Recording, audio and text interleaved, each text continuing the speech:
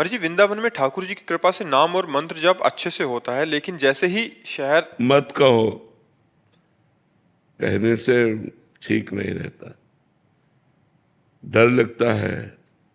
तो आप किसका प्रश्न? ये कह रहे वृंदावन में तो होता है, पर जैसे अपने शहर जाते हैं तो पूरा भजन रुक जाता है। आप पर वृंदावन में भी अच्छा भजन होता है, ऐसा मत कहो।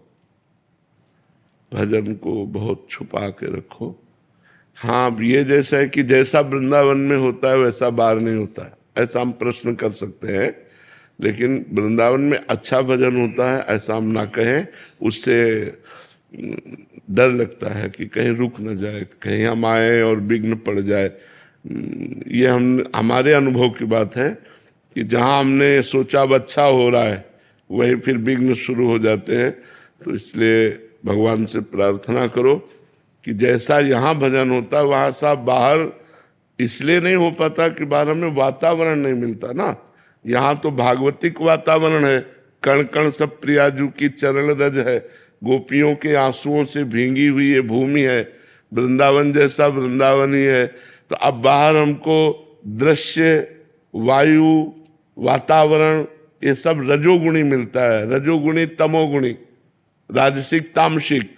लेकिन यदि हम अपने हृदय से भगवान को स्मरण करें तो जैसा वृंदावन में भजन होता है वैसा बाहर भी हो सकता है, क्योंकि भगवान तो सर्वत्र है ना। कोई ऐसी जगह नहीं जहां हमारे भगवान ना हो, सब जगह भगवान है। तो जहां आप रह रहे हो वहां भी भगवान है, सब समय भगवान है। तो जिस समय आप वहां हो उस समय भी भगवान है। सब में भगवान है तो आप में भी भगवान है, सबके भगवान है तो आपके भी भगवान है। हम अगर इस सिद्धांत को देखें तो हमारे हृदय में भजन चलने लगे। लेकिन है कठिन, क्योंकि अभी नए नए जब हम भजन में लगते हैं तो हमको प्रोत्साहन के लिए वायुमंडल चाहिए। अगर हमारे अगल बगल वाला या जहाँ हम बैठते हैं या जिस ऑफिस में जाते हैं या जिस दृश्य को देखते हैं वो भागवतिक होता है तो हमारा भजन बढ़ता है, और अगर राजसिक होता है तो हमारा मन भी वैसे ही होने लगता है। लेकिन यदि नाम हम पकड़ लें, जिद्दी स्वभाव, इसीलिए हम कहते हैं इसे हट कर के जपना होगा, इसे जिद्दी स्वभाव पे लागना होगा। मुझे भजन करना है बस, राधा राधा राधा।